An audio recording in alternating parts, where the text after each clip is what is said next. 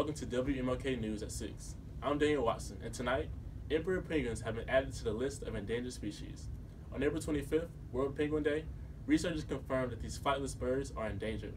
As the ice in Antarctica continues to melt, these birds lose more of their habitat each day. According to Greenpeace, there is a way that we can save these adorable birds, by starting a petition to build bird sanctuaries in Antarctica. The project will begin in fall 2016, bringing safe homes to millions of penguins while saving lives and frozen habitats. You can do your part by logging on to greenpeace.org and filling out the petition to create these important homes. Our voices could save these birds from extinction with just a click. In local news, fraternities and sororities kicked off Greek Week with their annual airborne dance performances at UNC Charlotte. Hundreds of people gathered at the Halton Arena Friday, April 15th, to watch 14 sororities and fraternities perform themed dances. They performed scenes from Shrek, Scooby-Doo, Charlie and the Chocolate Factory, and even Justin Bieber. In spring 2013, we got second place, and that really motivated us to do it again next year. However, something came up the year after and we weren't able to do it. But last year, in spring 15, we got second place again. So we were just motivated to get to number one, and so we worked our tails off to get that. So that's what we hope to do.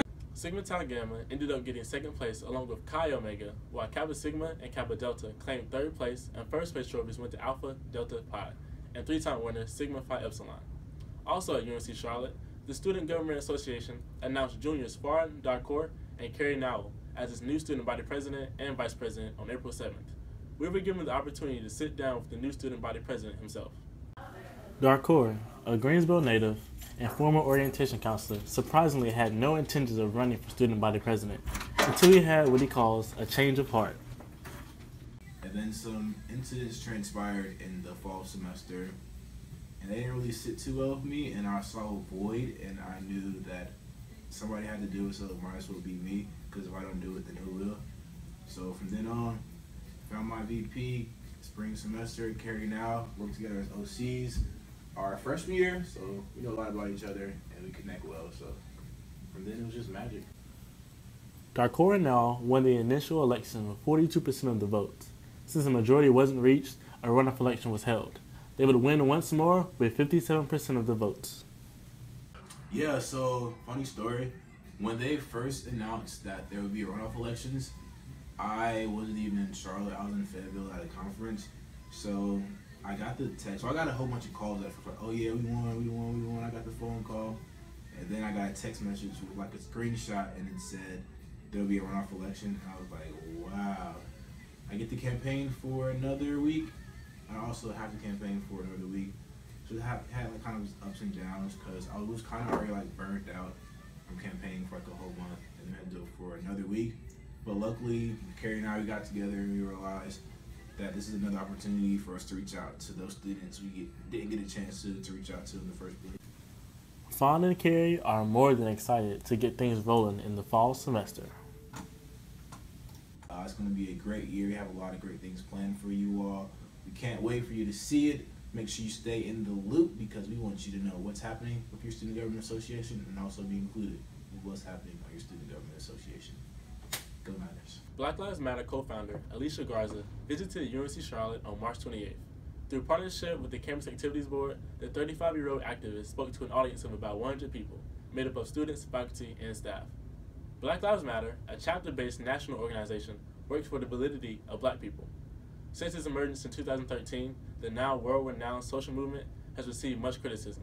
During her visit, Garza took the opportunity to simply educate and inevitably inspire. Alicia Garza, she was a great individual to work with. She was very inspirational in her speech, as far as not only just touching on the Black Lives Matter movement, but speaking on diversity and on love and inclusiveness. Since August 2014, more than 1,000 protest actions have been held in the name of Black Lives Matter. There is a new spirit seeking justice, and the participants carrying the torch show no signs of slowing down. Now in the world of sports. The Charlotte 49ers scored 15 runs on the way to beating the Citadel, 15-4. Logan Shever batted 4 for 5 and scored 3 runs. Brett Netzer and Drew Ober each recorded 3 hits, while Zach Jarrett led the team with 4 RBIs. 49ers head coach Lauren Hibbs said he was proud of his team and that overall it was a good win. According to Hibbs, Moving forward, it will be important for the 49ers to have a good practice. Charlotte hits the road to play 15th-ranked Rice in a 3-game series this weekend. The Atlanta Braves fell to the LA Dodgers Thursday afternoon 2-1 in 10 innings, continuing their early struggles on the diamond. Matt Weisler pitched just over 6 innings and gave up just 4 hits. However, Clayton Kershaw, one of the game's best pitchers, only gave up 1 run on 10 hits. Atlanta's coach Freddie Gonzalez said after the game that he was very proud of the way his team fought, but they could not come up with the hit they needed to give them a midweek win. The Braves will stay at Turner Field where they will host the Mets and David Ortiz of the Boston Red Sox in back-to-back series over the next 5 days. As the basketball season comes to an end, teams from the East and West are fighting to go to the conference playoffs. The Charlotte Hornets made it to the first round of the playoffs and are facing the Miami Heat to win the series once and for all. This year is the first year in almost a decade that the Hornets won a home game in the playoffs. Just like, man, we're so glad we got another one tomorrow.